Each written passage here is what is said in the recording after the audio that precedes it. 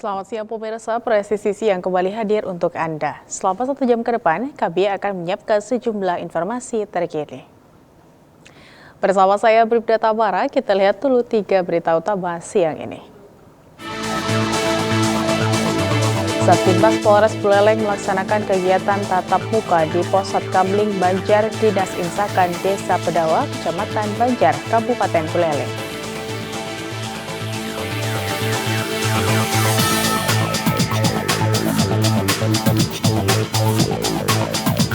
Sinergi untuk negeri, Polri dan masyarakat bangun jembatan merah putih presisi penggerak ekonomi desa.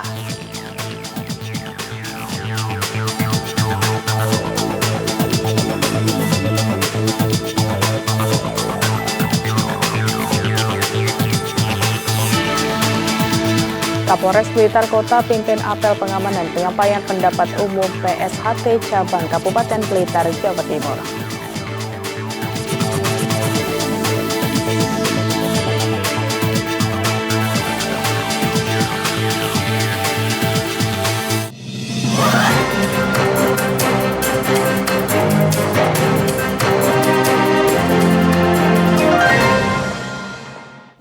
Di informasi pertama pemirsa, Satbinmas Polres Buleleng melaksanakan kegiatan tatap muka di Pos Satkamling Banjar Dinas Insakan, Desa Pedawa, Kecamatan Banjar, Kabupaten Buleleng.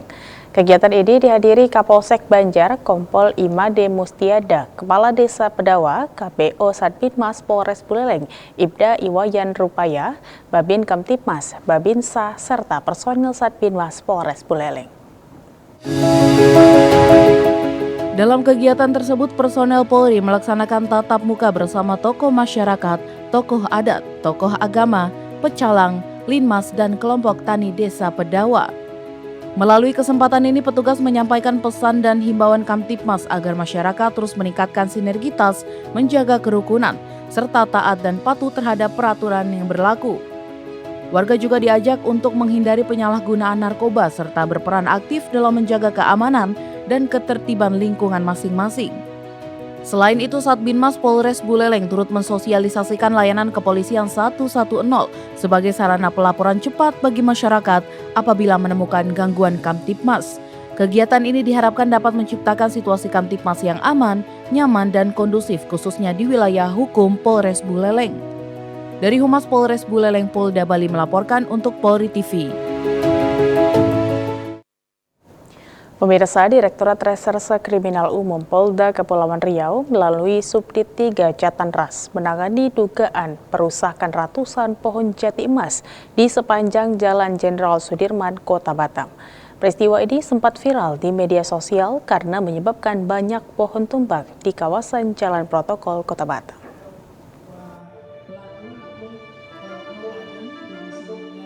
Penanganan perkara berawal dari laporan masyarakat terkait kerusakan pohon jati emas, mulai dari kawasan Tugu Kapal Legenda Malaka hingga gardu PLN di sekitar seberang perumahan Cendana, Kecamatan Batam Kota.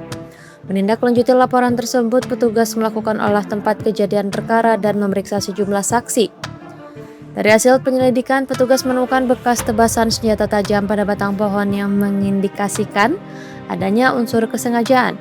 Berdasarkan keterangan saksi dan penelusuran di lapangan, penyidik mengarah kepada seorang pria berinisial TN sebagai terduga pelaku.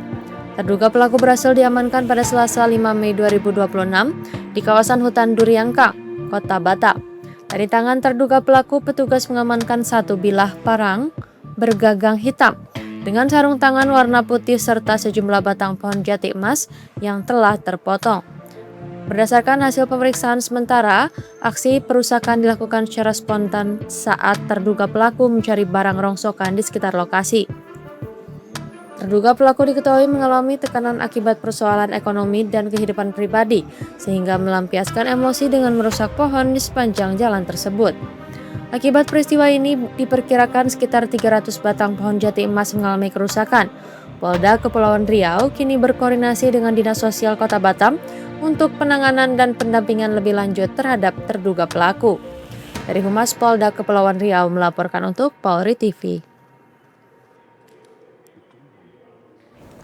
Di Jawa Tengah, pemirsa, Satuan Reserse Narkoba Polres Purbalingga kembali mengungkap kasus penyalahgunaan narkotika jenis sabu. Seorang pengedar sabu asal Purwokerto diringkus berikut barang buktinya. Satres Narkoba Polres Purbalingga kembali mengungkap kasus penyalahgunaan narkotika jenis sabu. Seorang pengedar sabu asal Purwokerto diringkus berikut barang bukti sebanyak 130 gram dalam beberapa paket. Wakapolres Purbalingga Kompol Agus Amjad Purnomo menyampaikan, pengungkapan kasus dilakukan pada Selasa dini hari 21 April 2026 di Jalan Raya Desa Jompo, Kecamatan Kalimana, Kabupaten Purbalingga. Petugas mengamankan tersangka berinisial LFP, 31 tahun, warga Desa Karangpucung, Kecamatan Purwokerto Selatan, Kabupaten Banyumas. Dalam aksinya, tersangka diduga mengedarkan narkotika jenis sabu dengan sistem tempel atau menaruh barang di lokasi tertentu. Setelah barang diletakkan, tersangka mengirim foto dan titik lokasi kepada pembeli. Dari hasil pemeriksaan, tersangka mendapat imbalan sebesar Rp25.000 untuk setiap titik paket kecil dan Rp2,5 juta untuk setiap titik paket besar. Dalam pengungkapan ini, petugas menyita barang bukti berupa 8 paket sabu dengan berat 123,25 gram, 19 paket sabu dengan berat 6,94 gram, 1 paket sabu seberat 0,49 gram, dan 1 paket sabu seberat 0,24 gram. Selain narkotika, polisi juga menyita sejumlah barang bukti lainnya, di antaranya 2 unit telepon genggam, alat hisap sabu, tas lempang, korek api gas, bungkus bekas sabun, kantong plastik, serta 1 unit sepeda motor. Hasil pemeriksaan urin menunjukkan tersangka juga positif mengandung narkotika jenis sabu.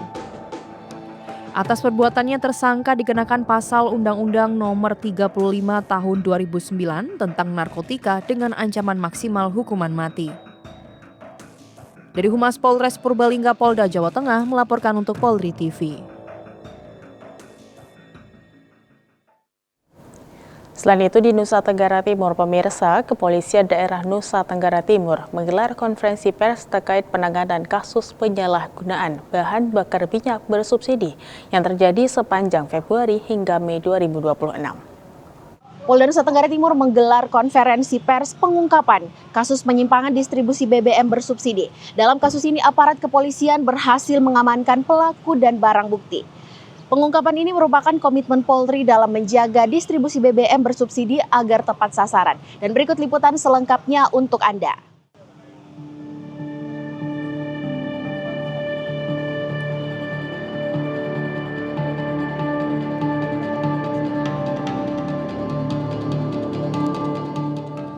Kabid Humas Polda NTT Kombes Pol Henry Novika Chandra menegaskan, penindakan ini merupakan bentuk komitmen Polda NTT dalam menjamin BBM bersubsidi tepat sasaran. Sesuai arahan Kapolda NTT Irjen Pol Rudi Darmoko. Sementara itu, Karo Ops Polda NTT Kombes Pol Joni Afrizal Sarifudin menyebut, penegakan hukum dilaksanakan dengan menjaga stabilitas distribusi energi bagi masyarakat, khususnya petani, nelayan, dan pelaku UMKM.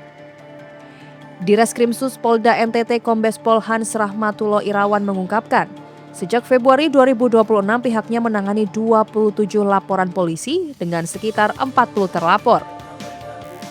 Modus yang digunakan para pelaku antara lain modifikasi tangki kendaraan, penyalahgunaan barcode, serta kerjasama dengan oknum operator SPBU.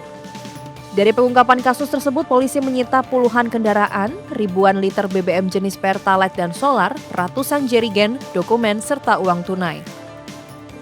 Polda NTT menyebut potensi kerugian negara akibat praktik ilegal ini mencapai lebih dari 10,16 miliar rupiah. Para pelaku dijerat pasal 55 Undang-Undang Minyak dan Gas Bumi dengan ancaman pidana penjara maksimal 6 tahun dan denda hingga 60 miliar rupiah. Dari Humas Polda NTT melaporkan untuk Polri TV.